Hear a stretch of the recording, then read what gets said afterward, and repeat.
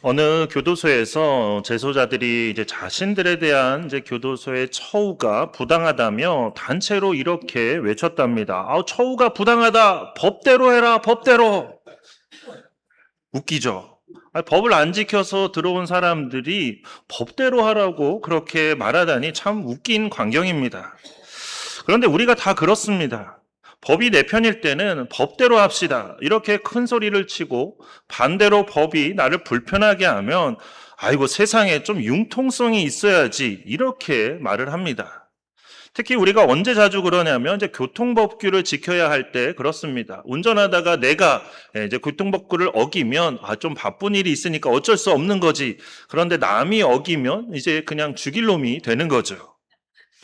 우리가 법이라고 하면 일단 딱딱하고 어렵고 왠지 나를 잡으러 오는 것 같고 이제 그런 느낌이 듭니다.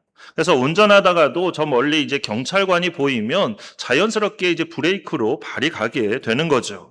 그냥 잘못한 것도 없는데 괜히 경찰차를 보며 움찔움찔하게 됩니다. 우리에게 있어서 법이란 이제 그런 겁니다. 나를 감시하고 나를 제한하는 것으로 그렇게 여겨진다는 거죠. 그런데 오늘 본문을 보면 참 이상합니다. 오늘 본문 앞에 있는 이제 출애굽기 20장을 보면 하나님께서 시내산에서 십계명을 주셨고 그 다음에 오늘 본문에서부터는 이제 구체적인 사회법을 주셨습니다. 그러니까 사회 속에서 우리가 어떻게 살아가야 하는가 그런 사회법을 주셨는데 그런데 그 사회법으로 가장 처음에 말씀하시는 법이 뭐냐면 어떤 왕에 관한 법이 아닙니다. 어떤 부자나 어떤 땅에 관한 그런 법도 다 아닙니다. 놀랍게도 종에 관한 법입니다.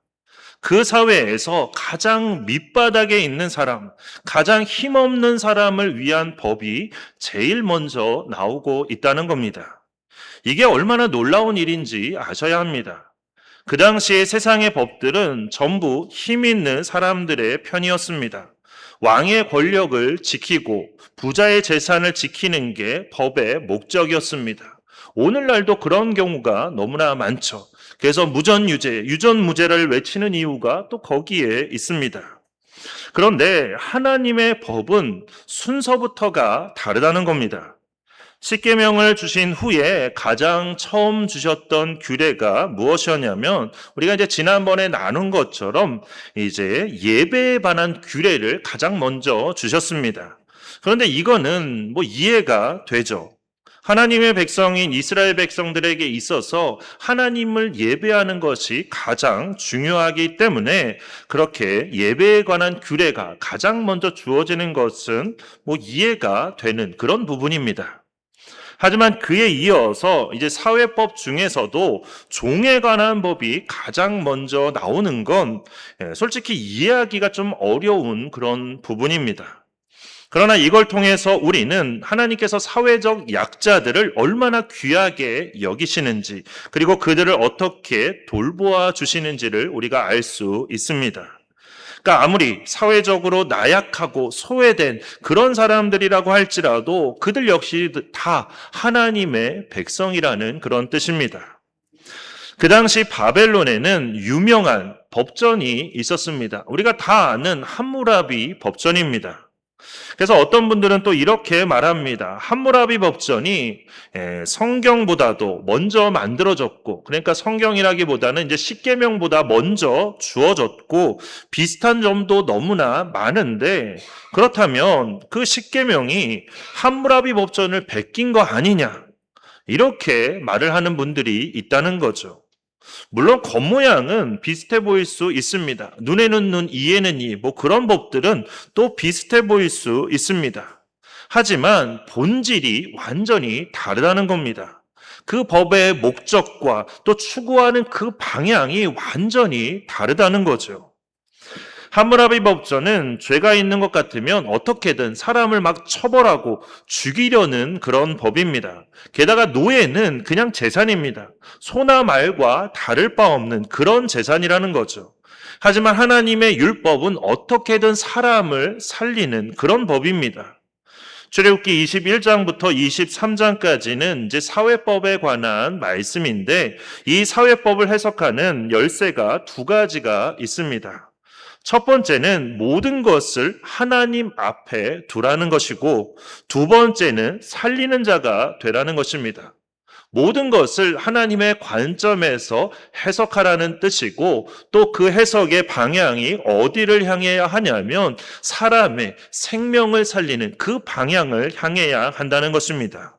그래서 이 두 가지만 우리가 붙들면 하나님께서 말씀하신 이 사회법은 그 당시의 법만이 아니라 오늘을 살아가는 우리에게도 그대로 적용되는 그런 법이 된다는 말씀입니다. 우리 본문 2절 말씀을 우리 화면을 보면서 우리 다시 한번 같이 한번 읽도록 하겠습니다.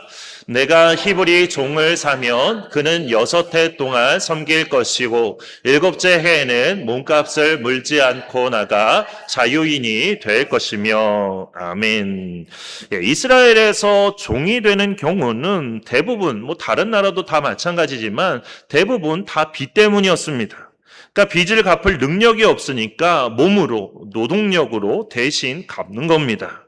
그런데 하나님께서 여기에 딱 못을 박으셨습니다. 어떤 못이냐면 아무리 빚이 많아도 6년까지만, 그리고 7년째는 무조건 풀어줘라. 그리고 그때는 몸값도 받지 마라. 이렇게 아예 못을 박아 놓으셨습니다. 그러니까 이게 무슨 제도인 걸까요? 사실 이건 노예 제도가 아니라 엄밀히 말하면 그냥 재활 프로그램에 가깝습니다.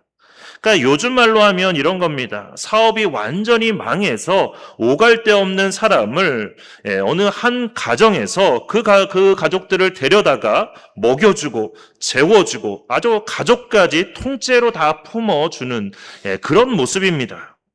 3절 뒷부분을 보면 아내와 자녀들을 데리고 들어왔으면 나갈 때도 다 데리고 나가도록 했습니다. 그러니까 6년 동안 그 온 가족을 그렇게 보호해 주다가 자립할 수 있을 때가 되면 그러면 다 내보내라는 겁니다. 이건 빚을 받아내는 게 그 목적이 아니라는 거죠. 그 사람을, 그 가정을 다시 일으켜 세워주는 것, 그게 바로 목적입니다. 왜냐하면 그 사람은 누군가의 종이기 이전에 하나님의 백성이기 때문에 그렇습니다. 그런데 하나님께서는 여기서 한 걸음 더 나가십니다. 신명기 15장 13절과 14절 말씀을 우리 화면을 보면서 함께 읽도록 하겠습니다. 그를 놓아 자유하게 할 때에는 빈손으로 가게 하지 말고 내 양무리 중에서와 타작 마당에서와 포도주 틀에서 그에게 후히 줄지니 곧 내 하나님 여호와께서 내게 복을 주신 대로 그에게 줄지니라. 아멘. 이렇게 집에서 내보낼 때도 빈손으로 내보내지 말라는 거죠. 양도 주고 곡식도 주고 포도주도 챙겨서 아주 후하게 줘서 내보내라는 겁니다. 그러니까 나가서 곧바로 삶을 살아갈 수 있도록 그렇게 모든 것 다 챙겨서 보내라는 거죠. 그러니까 요즘으로 치면 퇴직금 아주 두둑하게 챙겨주라는 겁니다. 그것도 아예 그렇게 하도록 법으로 정해서 그렇게 못 박아 놓으셨습니다. 그런데 이제 주인들의 입장에서는 그렇죠. 아니, 왜 그렇게까지 해야 합니까? 내가 무슨 자선사업가도 아니고 왜 이래야 합니까? 그러니까 이렇게 물을 수 있는데 하나님께서 그렇게 말씀하신 이유가 이제 이어지는 15절 말씀에 나옵니다. 우리 15절 말씀을 화면을 보면서 함께 읽겠습니다. 너는 애굽 땅에서 종되었던 것과 내 하나님 여호와께서 너를 속량하셨음을 기억하라. 그것으로 말미암아 내가 오늘 이같이 내게 명령하노라. 아멘. 이 말씀은 이런 겁니다. 너도 종이었잖아.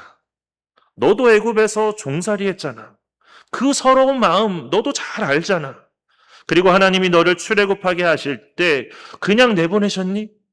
애굽 사람들에게서 은근 팹을 받아서 빈손이 아니라 가득 채워서 나오게 하셨잖아. 그러니까 받은 대로 너도 그대로 해야 하지 않겠니? 이게 바로 하나님께서 주신 율법의 심장이요 핵심입니다. 그런데 본문에 참 이상한 장면이 하나 나옵니다. 우리 5절과 6절 말씀인데 화면을 보면서 우리 다시 한번 같이 한번 읽도록 하겠습니다. 만일 종이 분명히 말하기를 내가 상전과 내 처자를 사랑하니 나가서 자유인이 되지 않겠노라 하면 상전이 그를 데리고 재판장에게로 갈 것이요 또 그를 문이나 문설주 앞으로 데리고 가서 그것에다가 송곳으로 그의 귀를 뚫을 것이라. 그는 종신토록 그 상전을 섬기리라. 아멘.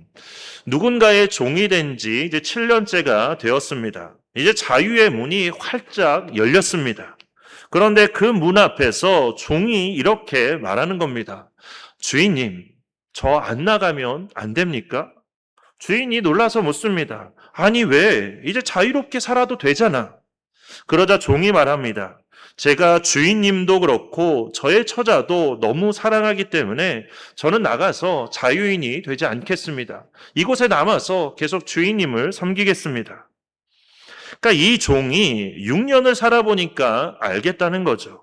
뭘 아냐면 이 주인이 나를 종으로 부린 게 아니라 나를 그동안 사람으로 대해줬구나. 이 집에서 사는 게 밖에서 자유인으로 사는 것보다 훨씬 더 낫겠구나. 그걸 깨닫게 된 거죠. 그래서 안 나가겠다고 계속 주인님의 종으로 살겠다고 그렇게 말한 겁니다. 이렇게 되면 주인과 종이 모두 재판장 앞으로 가야 했습니다. 왜냐하면 혹시 주인이 협박해서 남는 건 아닌지, 정말로 그 종이 자발적인 의사를 가지고 남기로 결정한 건지 그것들을 확인해야 했던 것입니다. 그래서 이제 자발성이 확인되면 문설주에다가 귀를 대고 송곳으로 그 귀를 뚫었습니다. 그러면 평생 그 집의 사람이 되는 것입니다. 그런데 왜 하필이면 귀일까요? 코도 있고, 뭐 눈썹도 있고, 배도 있고. 그러니까 요즘에 보니까 뭐 코 뚫는 사람도 많죠. 뭐 본인이 소인 줄 아는 건지 왜 이렇게 코를 뚫어대는지. 그리고 눈썹도 뚫고 막 배도 뚫는 사람도 봤습니다. 그런데 왜 하필이면 귀를 뚫었냐 하는 겁니다. 그 이유는 귀는 바로 듣는 기관이기 때문에 그렇습니다. 그래서 귀를 뚫는다는 것은 이제 나는 평생 주인님의 음성만을 듣고 그 음성에 순종하는 삶을 살겠습니다. 이런 고백이 그 안에 담겨 있는 겁니다. 강요가 아니라 사랑 때문에 드리는 그런 순종인 것이죠. 우리가 하나님을 향해서 해야 하는 고백이 바로 이런 고백이 아닐까 생각합니다. 그래서 이런 생각을 해봤습니다. 우리 교회에도 이런 제도가 좀 필요하지 않을까? 그래서 1년에 한 번씩 우리 헌신 예배할 때마다 이렇게 막 송곳 가지고 와서 막 귀를 뚫어드리는 그런 좀 절차를 가져보면 어떨까 싶은데 그랬다가는 다 교회 도망가실 것 같은 그런 생각이 드네요. 자, 어쨌든 우리가 귀의 구멍은 뚫지 않더라도 우리 마음에는 구멍을 뚫어야 합니다.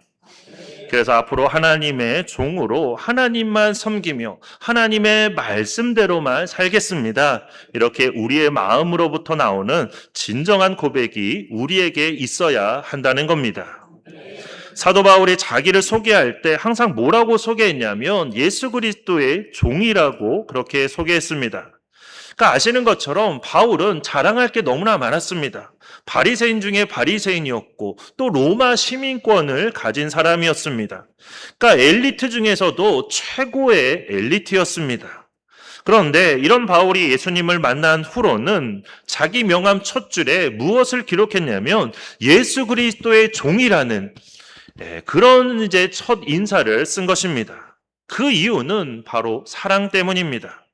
진정한 자유는 하나님을 떠나는 자유가 아니라 하나님을 사랑해서 기꺼이 순종하는 그 자유가 진정한 자유라는 것을 깨닫게 된 것이죠.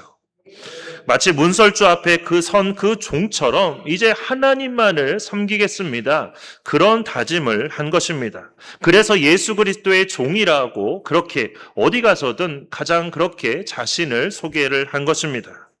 그렇게 우리도 나는 이제 평생 주님의 음성만을 듣고 그 음성에만 순종하는 삶을 살겠습니다.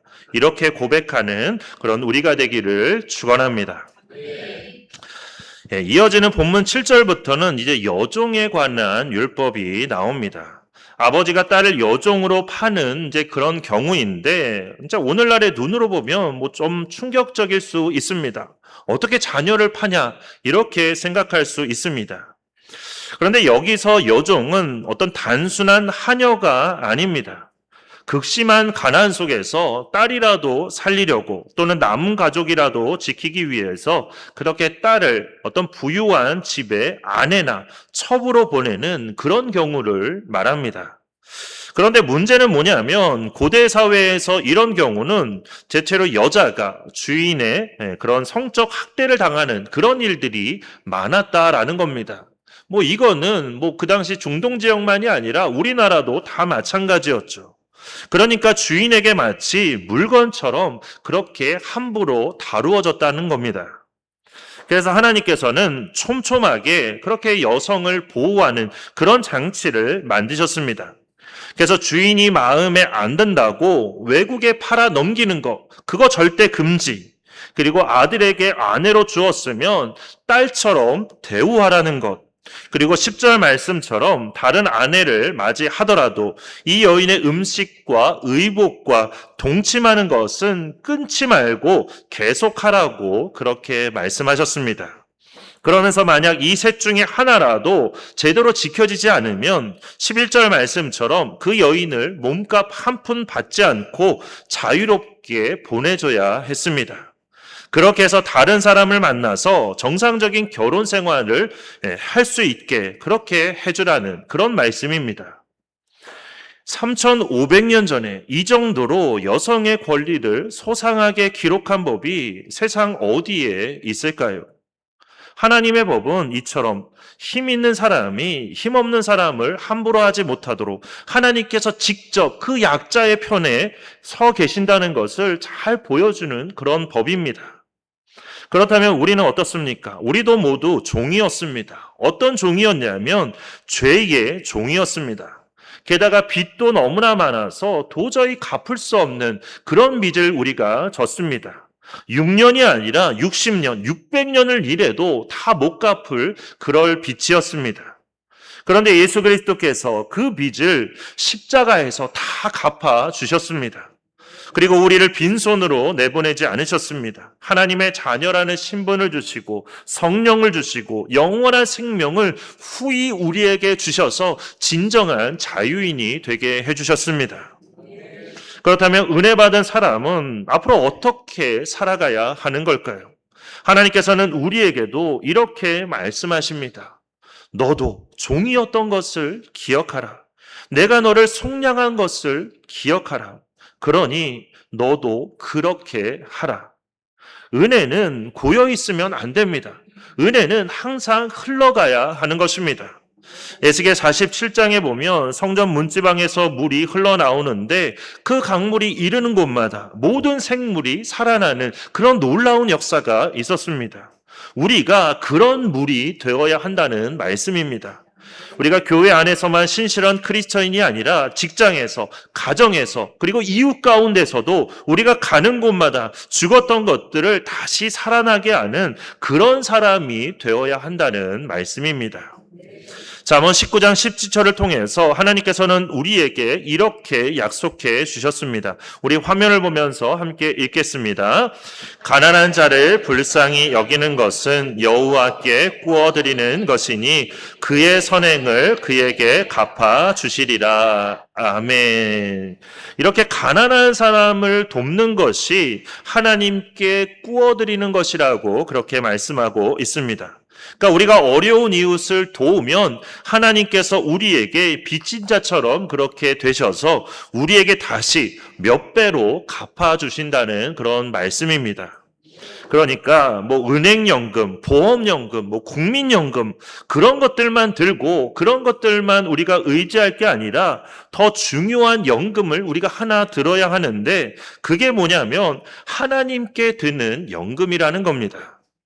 세상에서 제일 확실하고 가장 이자율이 높은 연금은 어려운 이웃을 도움으로써 하나님께 드리는 연금, 그게 가장 확실한 연금이라는 말씀입니다.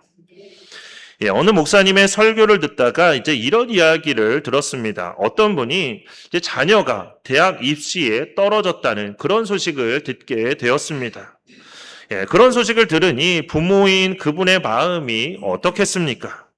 그런데 그날 이분이 주변 사람들에게 커피를 사는 겁니다. 그러자 사람들이 물었습니다. 아니, 왜 이런 날 커피를 사세요? 그랬더니 그분이 이렇게 대답하더랍니다. 하나님께서 내게도 이렇게 은혜 베푸시기를 원해서요. 그래서 제가 먼저 작은 은혜를 이렇게 흘려보내는 겁니다. 너무 멋진 대답이 아닙니까? 부디 우리의 삶도 이렇게 먼저 은혜를 흘려보내는 그런 삶이 되기를 축원합니다. 이제 오늘 말씀을 정리하고자 합니다. 하나님의 법은 살리는 법입니다. 하나님은 사회의 가장 밑바닥에 있는 종을 위해서 가장 먼저 법을 만드셨고 빈손으로 보내지 말라고 하셨습니다. 또한 당시에 사람 대접 못 받고 오히려 성적 학대를 당했던 여종의 그 권리까지도 지켜주셨습니다. 그리고 그 모든 법의 이유는 단 하나였습니다.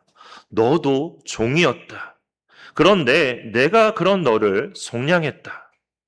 하나님께 구원받은 사람은 받은 그 은혜를 기억할 뿐만 아니라 이제 그 은혜를 먼저 흘려보내는 그런 사람입니다.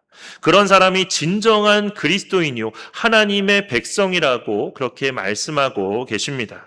그렇게 우리가 받은 그 모든 은혜를 기억하며 받은 그 은혜를 주변의 어려운 이웃에게 잘 흘려보내는 그런 우리가 되기를 바랍니다. 그게 바로 하나님께 구워드리는 것이고 우리가 그렇게 할 때 하나님께서는 반드시 더 놀라운 것으로 갚아 주실 것입니다. 그렇게 교회 안에서도 그리고 교회 밖에서도 이렇게 놀라운 그런 축복의 통로가 되는 우리 모두가 되기를 주님의 이름으로 축원합니다.